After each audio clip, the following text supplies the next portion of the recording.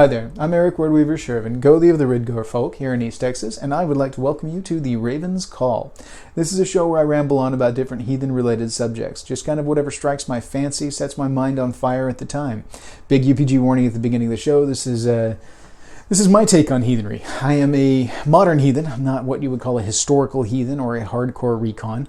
I am also not a fluffy bunny, kind of neo-heathen kind of deal. I'm somewhere in the middle. I like to base in roots of tradition, but growth towards future. So you guys know from now by watching the channel up to this point, I have a different kind of take on things, but you folks seem to like to hear about it. So sure, why not? We'll keep talking about it. Just understand that I will mention historical aspects where I can and kind of point you in a direction so you can do your own research on it if that's the bent you want to go on. Okay, so. And with that, we're going to do a little housekeeping stuff. If you would, please hit subscribe down below, ding the bell, give a thumbs up to the videos. The more you interact with them, the more they show up in people's feeds. And so it helps the videos to get out there. So you'll also find links to all of my stuff down below. You'll find the Wordweaver Productions fan page down there. You will find my email address and stuff like that. P.O. Box if you feel like sending anything in, like artwork, letters, things like that. And so I have gotten some fan mail. It's kind of cool. I love that. And if you guys send in something that can be shown on the channel, I will show it on the channel. Because it's fun. I like to do that stuff. Audience participation is cool. So anyway, without any further ado, let's go ahead and jump into today's episode. This should be, if I'm not mistaken, the last episode of 2019. It's been a long year. It's been a rough year. And so I wanted to end on something a little bit more fun, guys. I wanted to kind of step back from some of the more serious subjects that I've done this year, some of the more educational stuff, some of the more mental health oriented things, and just have something kind of fun. And so today I wanted to talk a little bit about the Viking battle prayer. Now, this is something that has made the rounds. You're going to see it on t-shirts. You're going to see it on placards and all kinds of stuff. And I happen to have one here that was gifted to me ages ago. My mom actually gave this to me because she loves me and she's awesome. I love my mother.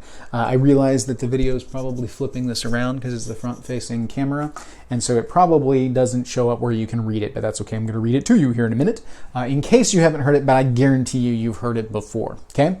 And for those not in the know, this is not a historical thing, all right? This is something that's very much a modern creation. It's not even a heathen creation, but it's got some cool heathen elements to it. And so I find that there's some cool things that can be taken from it. In the vein of modern heathenry, where we're creating new heathen stuff in the modern era that's informed by and grown from classical heathen things. This is kind of a cool example of some of the things we can do, which is part of the reason I wanted to point it out, because it's one that's fairly widespread. I mean, it's very simple to find. You can find it anywhere. It's printed on everything. But it's a good example of things that we can do ourselves. And this wasn't even done by a heathen, to my knowledge. I actually don't know who specifically came up with it. But some people will try to counter me on it. Give it a minute. I don't know exactly who came up with it, but I could probably find out by doing some extra research. I just haven't done that particular part of the research. Anyway, this is things that we can do as heathens. We can create our own things that are catchy, that are great like this. And I've seen some really cool stuff go around on the internet. Unfortunately, some of it has been viked and not given proper credit as far as to the author that originally wrote said poems and things like that, and which is really sad because these people put some really cool stuff out there and they deserve their names on it. It definitely needs to be passed around. People need to see it. It needs to get in front of as many eyes as possible, but their names deserve to be attached to it. So if you find yourself in a situation where you're sharing a really cool heathen saying and everything, make sure you take the extra effort to tag the author on it because they deserve that renown. They wrote a really cool thing. It was cool enough that you wanted to share it. So they deserve a little kudos for it, especially since that's something they might be remembered for, especially if it's something really, really cool. Okay, so the Viking battle prayer. This one, I'm gonna read it out for you real quick, and then we'll go into a little bit about what it is and where it comes from. Okay, actually, I don't even need to read it. I memorized because it's just memorable.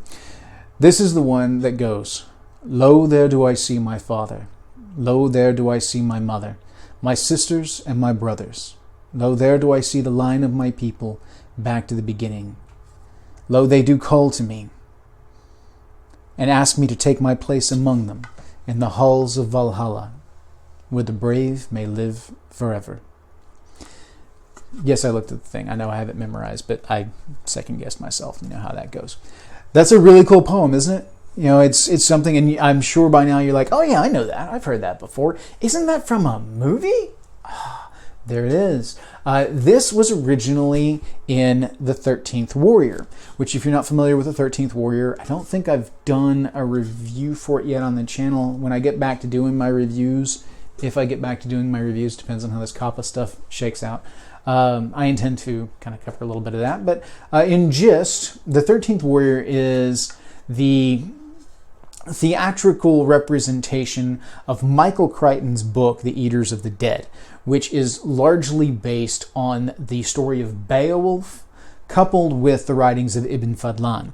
It follows a Viking crew, the Rus, which is a Viking, a Nordic group that is traveling into what would become Russia later on. And they get sucked up into a very Beowulf-esque story wherein they are there's a hall that's being terrorized by these the fireworm is what they refer to it as. There's more to it. I'm not going to get into the whole thing because I want you to watch it if you haven't watched it. If you have watched it, you already know. Okay, if you've read the book, you will find that the book actually gives more detail on the monster in question, and does some really cool kind of fleshing out of Michael Crichton's idea behind that. I love Michael Crichton's writings. I think he's a great author and has done some really cool stuff. Is he the best author in the world? No, but I do very much enjoy his stuff. And so, like I said before, we don't really know, I don't specifically know who wrote this. I'm sure that I could go through in the trivia and stuff and find out, but I haven't yet, and that's on me. So, sorry about that, guys. But it's not something you can attribute to Michael Crichton himself, because I went through and I read the book a couple times, and it does not, this is not prevalent in the book. This is not in the book. This was made up for the movie. And it's really, really catchy. It's really, really cool. And it's easy to throw around on stuff. Now, on a surface level, you would look at this and be like, well, that's brosa-true as all get out. It's like, oh, I'm a Viking, blah, blah, I want to die in battle and go to Valhalla, etc., etc., etc. And you would not be wrong, because the prevalent focus on it being the Viking battle prayer, being referred to as the Viking battle prayer to begin with, plus... And it's not actually attested to be called that in the movie. They just say it. And it's even done as a translation because Antonio Banderas' character, Ibn Fadlan, as he is watching the traditions go on here, it's a burial for a chieftain. And they go through, and this angel of death, this is actually something that is pulled from attestations of historical writings. The angel of death, this individual who is going over things, is saying a prayer and everything over this slave girl who has been chosen to go with the chieftain and to serve him in the afterlife. Now, historically speaking, this slave would have been passed around amongst some of his vassals and lain with them before being placed in with him. It's one version of some of the stuff that I've read on it.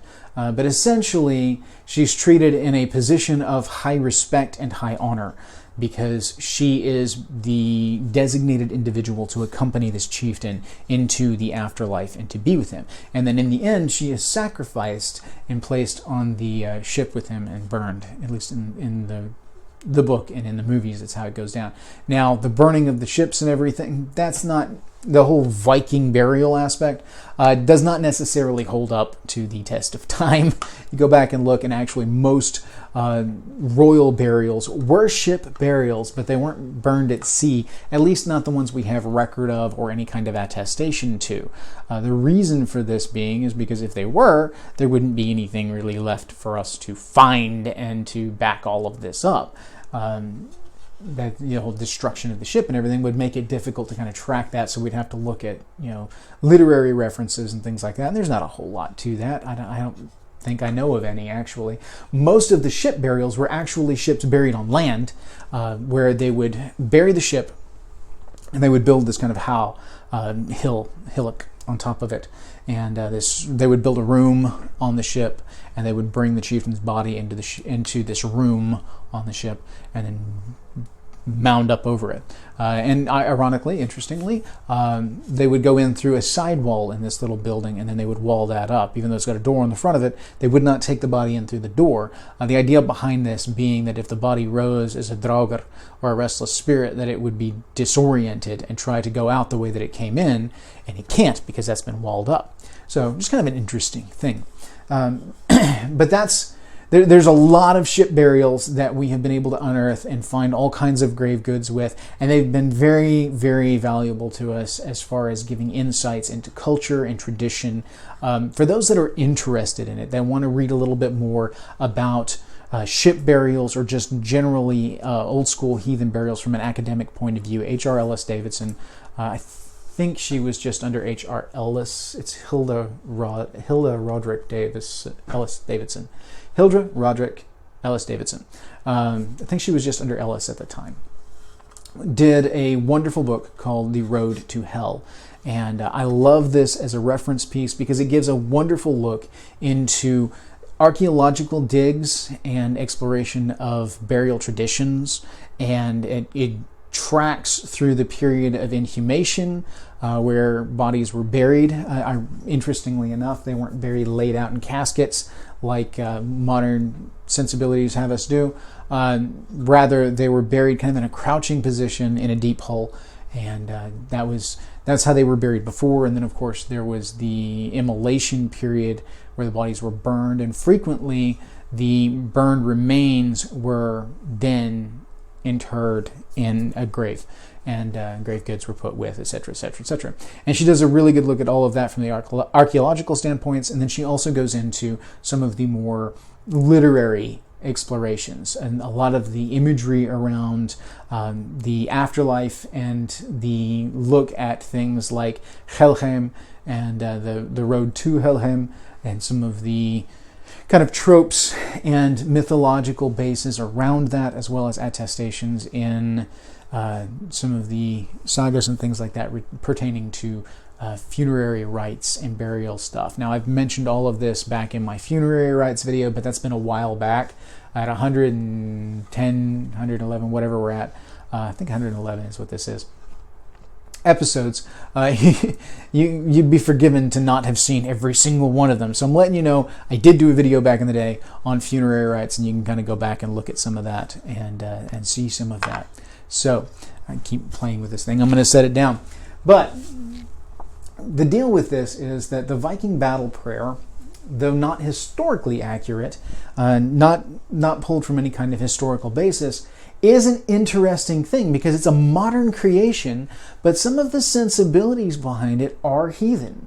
Some of the sensibilities behind it are very much in keeping with heathen worldview. Because if you think about it, this is someone, in the act, the way that it's portrayed in the literary sources and then recreated in the movie, is that this slave, when she is being put out to in the ritual before she's sacrificed to be put out on the boat and then it to be subsequently burned, the men are lifting her up sequentially, and she's looking out over the horizon, and that's each time they lift her up, it's, lo, there do I see my father, lo, there do I see my mother, my sisters and my brothers, though, lo, there do I see the line of my people, back to the beginning. And if you take all of this, and you substitute the word Valhalla for the mound, suddenly it takes on a different light. Because what we're looking at is, she's looking beyond the veil. She's looking into the afterlife. She's seeing on the other side her family. Specifically, she's seeing the line of her people, her specific bloodline. She's seeing mother, father, siblings, her family line on back. And she's joining them, beckoning her to the other side of the mound, to come into the mound and join them in feast.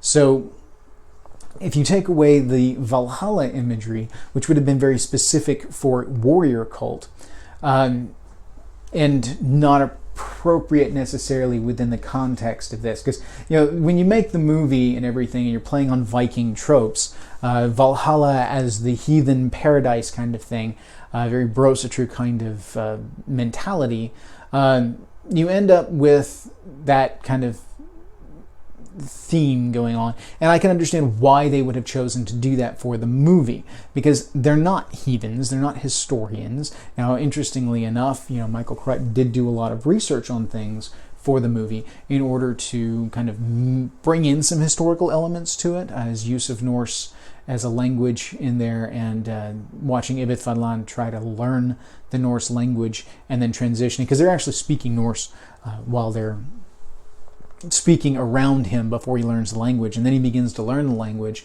and all of it. And it's a really cool scene in this one instance. He begins to learn it, and in so doing starts to understand what they're saying, and they shift from Norse into English so that we can all understand them too. So we experience that kind of jump with Ibn Fadlan's character. Really cool directorial choice. I liked it. Very well executed. So as you can see, he did some research in this. He really kind of developed this into this cool narrative, and then they recreated this in the movie. Now, of course, the language thing is specifically for the movie. That's not from the book itself. Now, he did go through the learning of the process and everything, but it's not Michael Crichton that went and did the research for this. He did research on his end of things, and then those that made the movie did some additional research and added some really cool historical elements. So the movie itself is really kind of a cool experience. It's fun.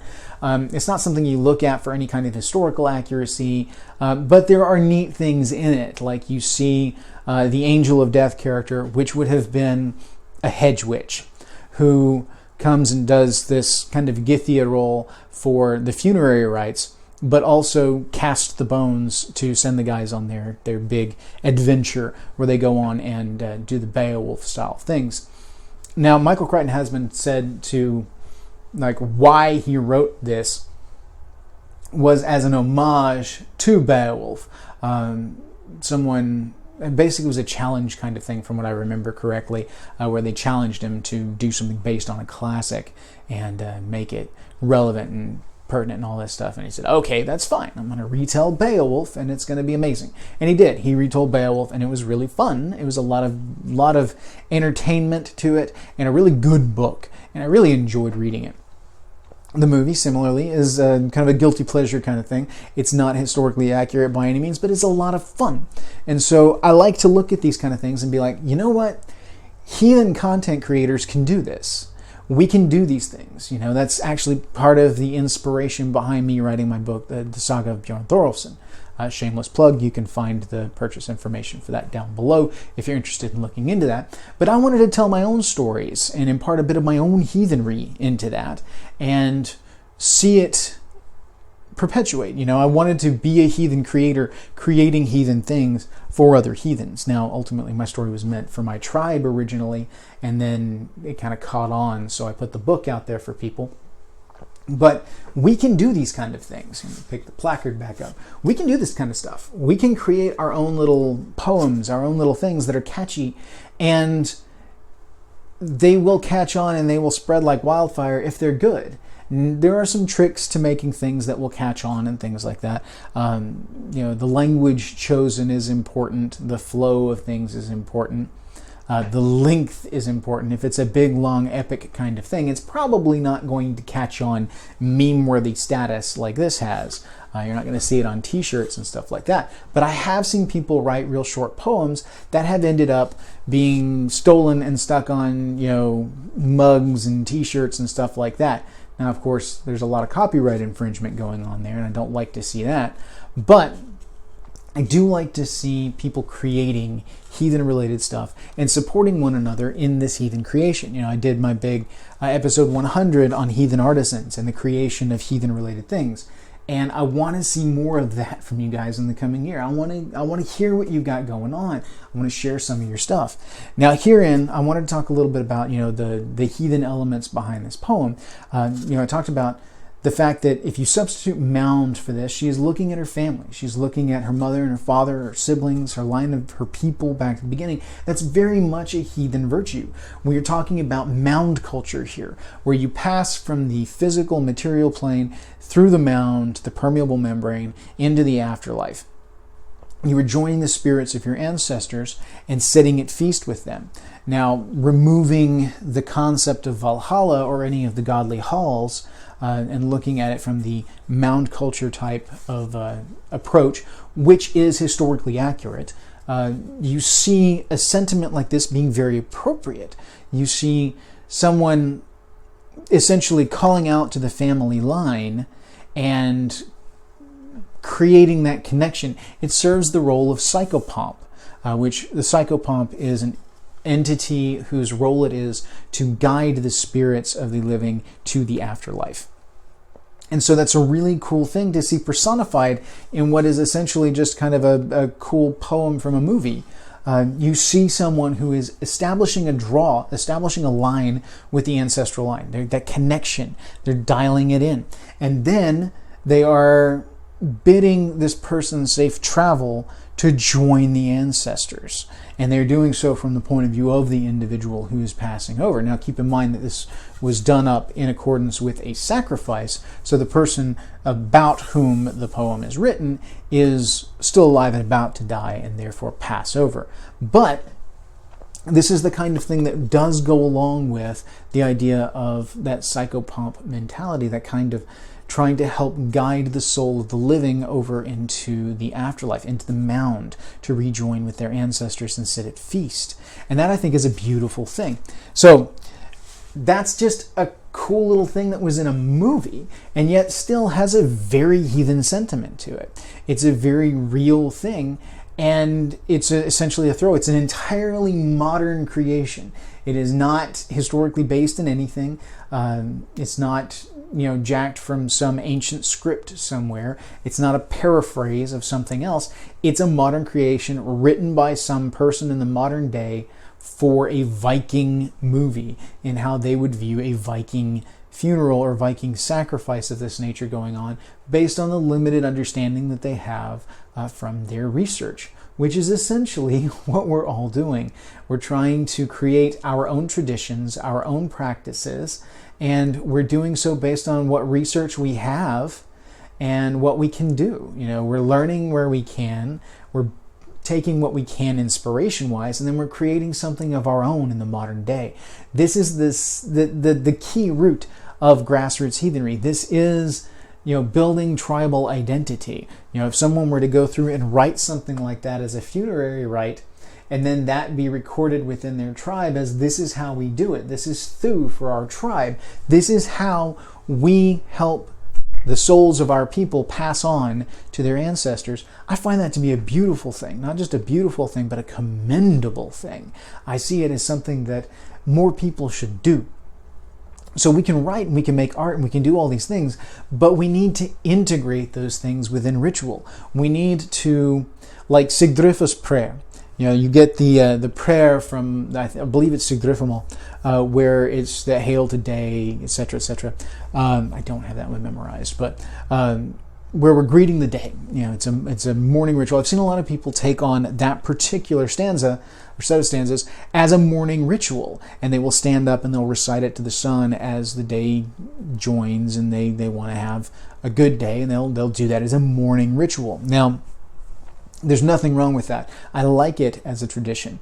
I would like even more so for the people, instead of just jacking this stanza from Sigdrifamal, but to write their own, create their own thing, and keep in mind use it as a template. Understand that we're hailing the day, we're hailing the spirits and the gods, and we're establishing a tie, and we're hoping for a good day, kind of thing. I do a very similar thing with my rituals every morning for my ancestors, because I put out a daily offering for my ancestors, and I have a little rote thing that I like to do for them, a very specific script. I have a script for my Husvitir that I like to say on a daily basis, that I amend based on what's going on in the day, but there's some key elements that I always like to be in there because the ritualization of it is important. But it's all entirely of my own creation. It's not something that I've borrowed from anyone, but I have looked at other rituals. I have looked at sagas. I have looked at heathen worldview type things and used that to create these things. I've used that to give life and voice to my ideals, my sentiments, and my intentions, and give them form, ritualize them into something that can be repeated and has meaning. So every morning when I get up, and I blearily step in front of my altar and I give my offerings. So I do my offerings first thing in the morning. I put a cup of coffee out to my ancestors and a cup of coffee out to my Husvitir, my hearth gods. And I do this before I take my own. I don't break my fast until I break theirs. It's a sign of deference, it's a sign of reverence, and it's an inclusive kind of thing. It's a gift that is not just a sacrifice. It's because my favorite thing is that first cup of coffee. When things are fresh brewed, I will usually grab it before the carafe is even full up. I'll wait for it to get just enough to fill my cup, and then I'll pour that off because it's good, it's strong, and it's bold, and that's one of my favorite things. So I take that draft that would be mine and I give it to them because it's my way of saying, I respect you enough to give you that which I value most out of this pot, which is the first draft. And so I do this every day and I do my little rote thing. And it's really, really empowering for me because I don't have to sit here and think up new words every day. I can go through the rote of it in something I can do basically in my sleep because it is ritualized, it is traditionalized. So because it's automatic, I don't necessarily have to think it all out and some days be better than others kind of things. No, I know at least the bases are covered. I'm doing the thing with intention, and so the result continues. Now, everybody's is a little bit different.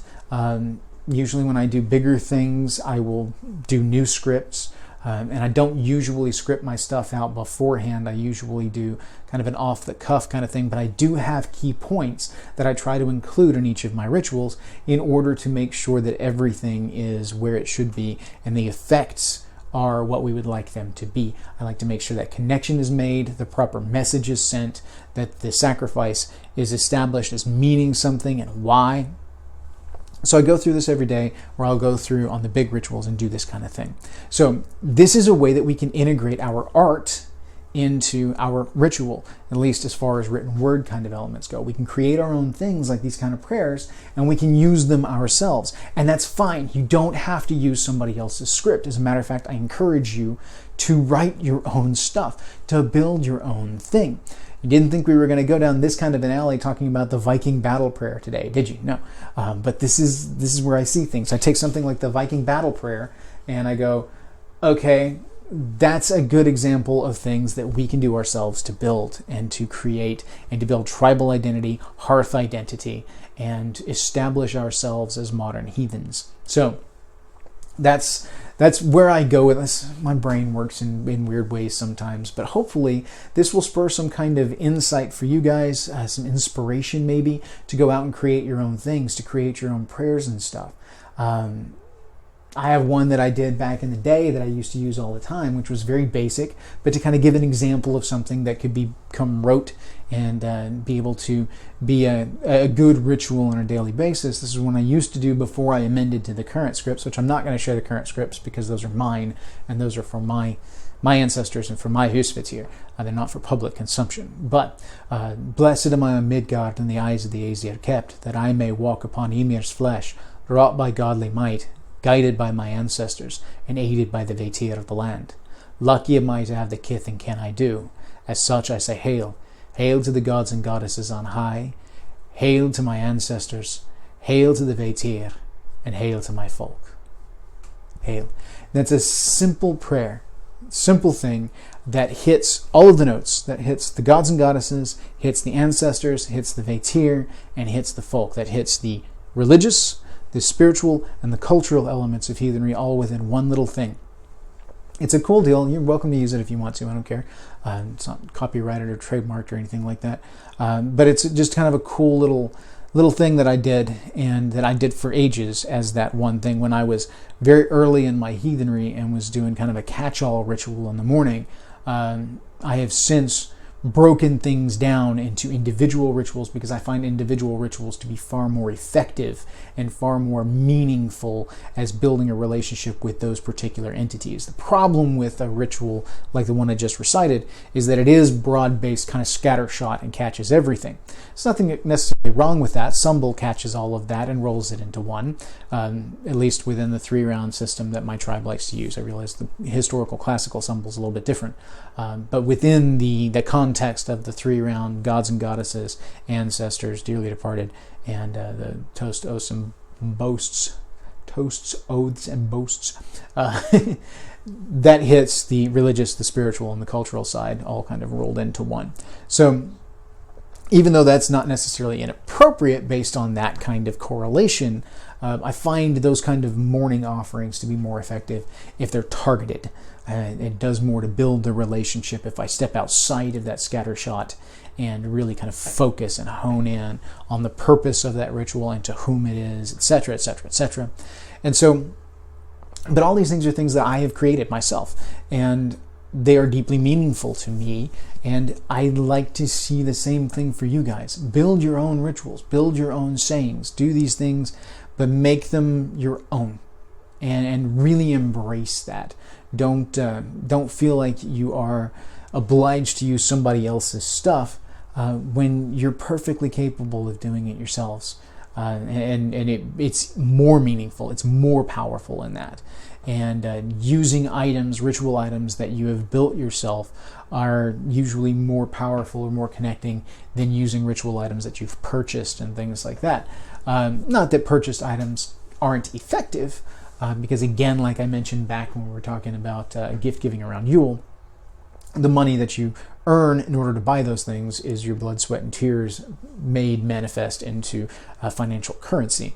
So, I mean, it still carries weight because you've purchased that with your time, but when you can put your energies into it, building it, or at least somehow modifying it yourself, like buying a really cool wooden bowl. It's one of my favorite things to do. I like to buy really cool wooden bowls, and I use my wood burning stuff to engrave them with runes and messages and symbols that are important to me and my tribe, and I'll put stories of my tribe and things like that into the bowls and whatnot, and then I will sometimes gift those out, especially to my tribe members, and then they get used as ritual bowls and things like that. Those are really cool. I've done inscriptions on the handles of gardening tools, on staves, all kinds of stuff.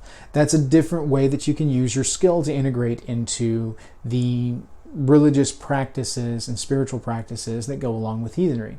Again, modern creations, modern intentions, with a nod to classical approaches, such as the artwork that we see on a lot of classical arch-heathen kind of grave goods and finds.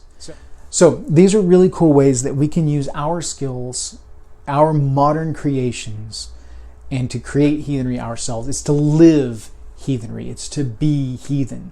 It's not to recreate heathenry. It's not to, copy heathenry. It's not to mimic heathenry. It's to be heathen. There's a difference when you're trying to go through and, like a play, for example. You've got a play and then you've got a battle. A play that represents this battle is an homage to the battle. It tells the story of the battle, but it is not the battle. You can play a warrior on stage, but it is not the same as being a warrior in the field. You can replicate and go through the motions of heathenry, or you can be heathen. You can embrace it and create it from within. It's a locus of control thing, an internal versus external locus of control.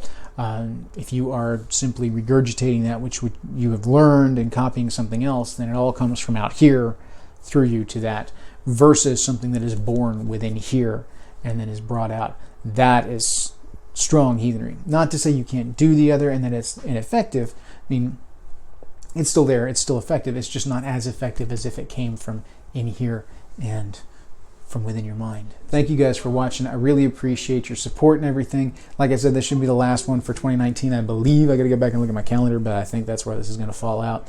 And so I wish you all a happy new year, happy 12th night, however it is you go about it.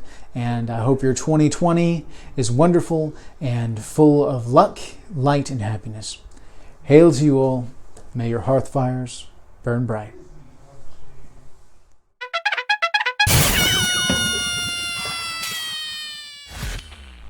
All right, we're going to try and do another one here. It's the end of the year, so I'm having to cram this in where I can. You guys, this is a busy time of year for me, both with work and with home and tribe and all this other stuff, so it's crazy.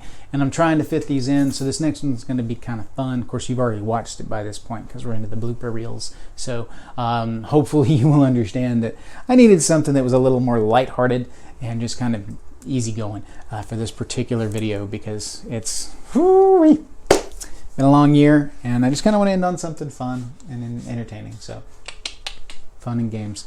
The big thing is the freaking video inverts, so I don't think this is even going to come out right when I show it on the screen, but whatever, we'll see. All right, so we're live. This is 111, I think. I'll do the Viking battle prayer.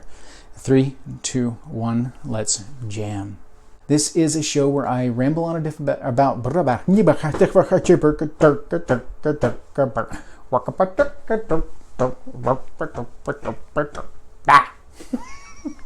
intro. Bad intro. It's not good. Not good at all. Don't like it. It's bad intro. So we're gonna shoot it again, and we're not going to do that again. No, no, no. No more bad intros. No bad intros. No, no, no. Just bad intro. Anyway. 3, 2, 1, let's jam. This is a show where I ramble on about different heathen related subjects. Just